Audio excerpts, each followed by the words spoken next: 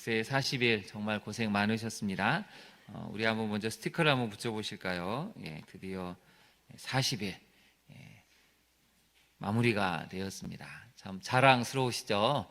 예, 이걸 잘 집안으로 가보로 삼으시기를 바랍니다. 우리 한번 옆에 분에게 한번 축복해 보실까요? 정말 고생 많으셨습니다. 한번 인사해 보시죠. 정말 고생 많으셨습니다. 한 번 더 인사해 보실까요? 이후의 응답을 기대합시다. 한번 인사해 보시죠. 이후의 응답을 기대합시다. 마지막 이제 구호 외치는 오늘 마지막입니다. 오른손을 드시고 저를 한번 큰 소리로 외쳐 주실까요? 변합시다. 변합니다. 변화시켜 주십니다. 변합시다. 변합니다. 변화시켜 주십니다. 네, 박수 한번 보내드릴까요? 모두를 향해서 수고 많으셨습니다. 그리고 스티커 붙인 것은 이름을 쓰셔가지고 저기 주일에 사무실에 제출해 주시면 됩니다. 찢어서 나중에 주시면 되겠습니다. 책자를 내시지 마시고 스티커 붙인 것만 주시면 됩니다. 책자는 보관하시고요. 이름을 꼭 쓰셔야 됩니다. 안 쓰시면 나중에 누가 누군지를 알 수가 없으니까. 네. 네, 제 8주차는 고난과 순종의 일주일이라는 주제를 가지고 우리가 말씀을 살펴보고 있었습니다. 이제 교재를 한번 보도록 하겠습니다. 오늘은 십자가의 죽음이라는 주제로 말씀을 살펴보려고 합니다. 예수님께서 채찍질 당하시고 골고다 언덕에서 십자가에 달려 숨을 거두셨습니다. 인간에게 숨을 불어넣으신 주님께서 또한 인간이 되셔서 숨이 거두어지고 죽으심을 경험하십니다. 그 다음 밑줄 그어볼까요? 인간에게 숨을 불어넣으신 주님께서 또한 인간이 되셔서 숨이 거두어지고 죽으심을 경험합니다. 그래서 여러분, 사실 다른 종교는 신이 이렇게 할 수가 없습니다. 인간을 하나님이 직접 창조하실 때 숨을 불어넣으셨죠. 근데 직접 또 인간이 되셔서 숨이 거두어졌습니다. 그래서 여러분, 숨은 우리 것이 아닙니다. 하나님이 숨을 딱 거두어 가시면 우리는 그 순간 죽은 존재가 된다는 것이죠. 그래서 예수님을 묵상할수록 얼마나 참 인간이시고 참 하나님이신가를 성경은 명확하게 보여줍니다. 우리에게 숨을 불어넣으신 주님은 또한 인간이 되셔서 숨이 거두어지시고 죽으심을 경험하셨습니다. 하나님 아버지 앞에서 자신을 낮추시고 죽기까지 복종하심으로 구속사를 완성해 내십니다. 예수님께서 십자가에서 말씀하신 7마디의 말씀, 가상 7원의 이 말씀은 사순절 기간 내내 깊이 묵상해야 할 말씀들입니다. 오늘은 첫 번째와 마지막 말씀을 묵상하면서 주님이 주시고자 하는 음성을 듣기를 원합니다. 우리 첫 번째 메시지를 같이 한번 읽어볼까요? 용서와 긍휼의 선언이 십자가의 삶을 완성시킵니다. 거기다 네모를 쳐보실까요? 용서와 긍휼의 선언이죠. 예수님께서는 십자가에 달리시고 아버지, 저들을 사하여 주옵소서, 자기들이 하는 것을 알지 못함이니이다 하고 첫 번째 말씀을 하셨습니다. 가상칠언 중 다른 말씀을 먼저 말씀하셨어도 이상하지 않았을 텐데 첫 말씀은 바로 용서에 대한 내용이었습니다. 주님께서 십자가를 지신 이유도 인류가 저지른 죄의 대가를 죽음으로 친히 지불하시고 용서하시기 위해서였습니다. 십자가 죽음으로 죄의 대가를 치르신 주님 때문에 인류는 누구든지 예수 그리스도를 믿으면 하나님 아버지께 용서받고 자녀가 되는 특권을 누릴 수 있게 되었습니다.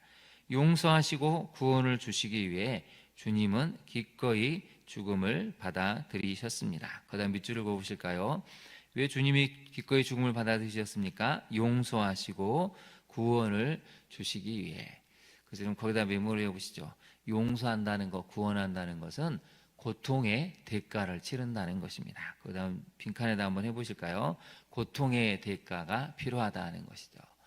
여러분, 용서한다는 것은 치열한 고통을 겪어야 용서가 되는 것이지 쉽게 되는 것은 아니죠.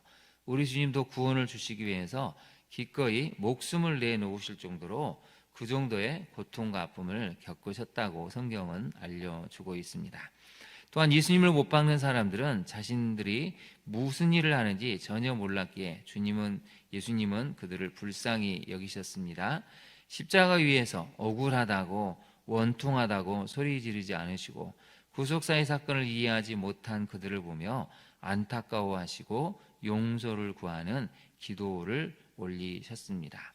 만약에 예수님이 십자가에서 억울하다고 또 우리를 위해서 그들을 위해서 십자가에 달리셨는데 희롱하고 조롱하는 것을 못 참고 하나님을 향해서 조주의 이 기도를 올리셨다면 십자가는 너무 추한 십자가가 되었을 것입니다. 그런데 주님은 그렇지 않으셨다는 것이죠. 우리는 고이든 아니든 우리에게 죄를 범한 사람들을 용서하기 어렵습니다.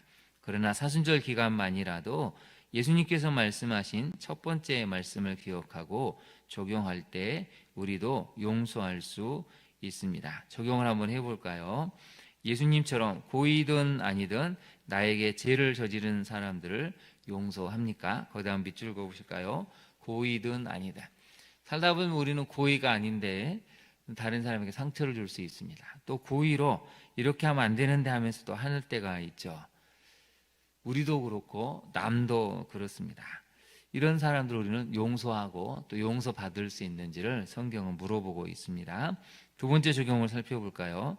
사순절 기간 동안 이 말씀을 깊이 묵상하고 용서의 힘을 기르고 있습니까? 거기다 밑줄을 그어보실까요? 용서의 힘을 기르고 있는가? 이게 중요합니다. 여러분, 힘이 있을 때 우리가 넉넉히 용서할 수도 있고 사랑할 수가 있습니다. 힘이 없는데 어떻게 우리가 사랑하고 용서할 수 있겠습니까? 그래서 말씀을 묵상하고 기도하는 이유는 바로 우리가 힘을 기르기 위해서입니다.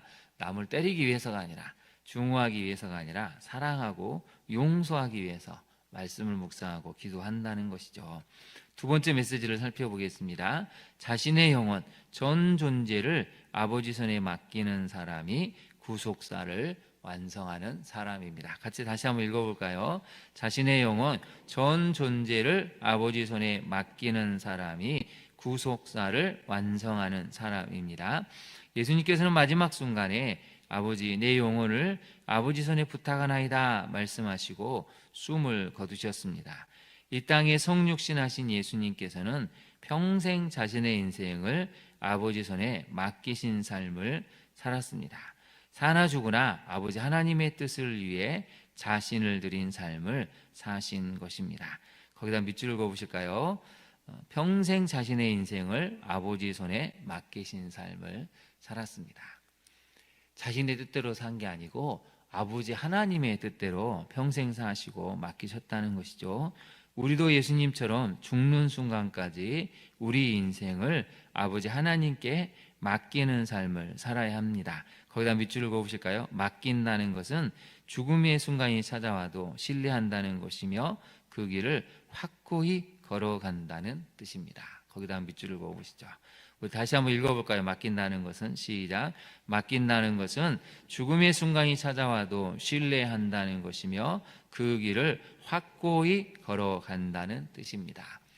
저도 이렇게 문장을 적어놓고 참 마음이 무거웠습니다. 정말 이 문장대로 살 수 있을까? 맡긴다는 것은 우리 주님처럼 기꺼이 죽음의 순간이 와도 우리 아버지 하나님을 신뢰하고 그 길을 걸어갈 수 있다는 것이죠.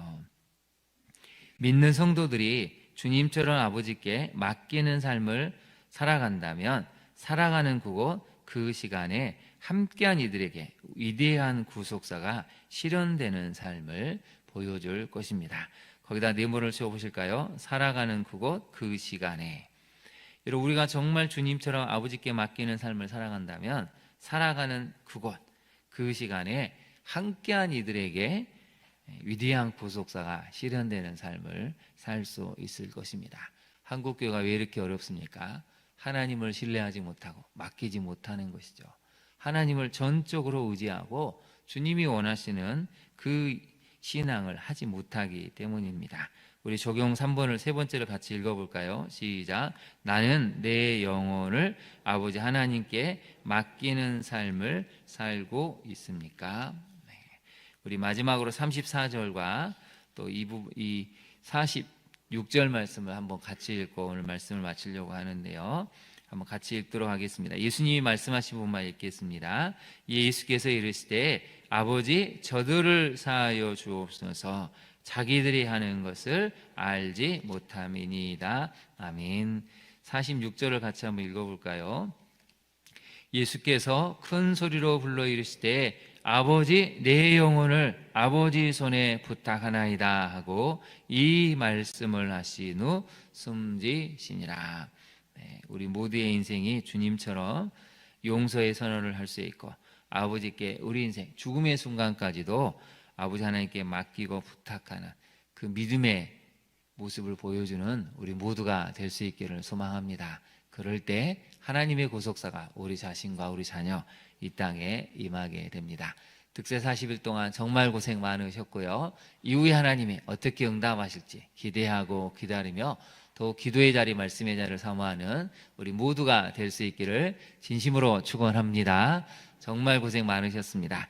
우리 한번 기도하도록 하겠습니다. 오늘 주신 말씀을 붙들고 한번 먼저 통성으로 기도하고 또 여러분 자유롭게 기도하시고 가시기를 원하는데요. 우리 주님처럼 용서와 긍휼의 선언이 있어야 됩니다. 저들을 용서해 달라고, 자기들이 지금 무슨 죄를 하는지를 전혀 모르고 있는데 주님 용서해 달라고 기도해야 됩니다. 고의든 아니든 나도 남에게 상처를 주고 잘못을 저질렀습니다. 또 누군가가 나에게 고의로든 또 모르고 그랬든 우리에게 상처를 줄 수가 있었습니다. 주님 우리에게 용서하는 마음을 달라고 기도하기를 원합니다. 오늘의 두 번째 말씀처럼 우리의 전 존재, 저 인생을 아버지께 맡기는 사람이 구속사를 완성합니다. 맡긴다는 것, 죽음의 순간이 찾아와도 신뢰한다는 것이고 그 길을 확고히 걸어간다는 것인데 주님 우리가 그 길을 걸어가서 우리 자녀들에게 그것을 보여줄 수 있게 해달라고 우리 시간 간절히 기도하기를 원하는데요. 우리 이 두 가지를 놓고 주님의 이름을 세 번 부른다 함께 기도하도록 하겠습니다. 주여 주여 주여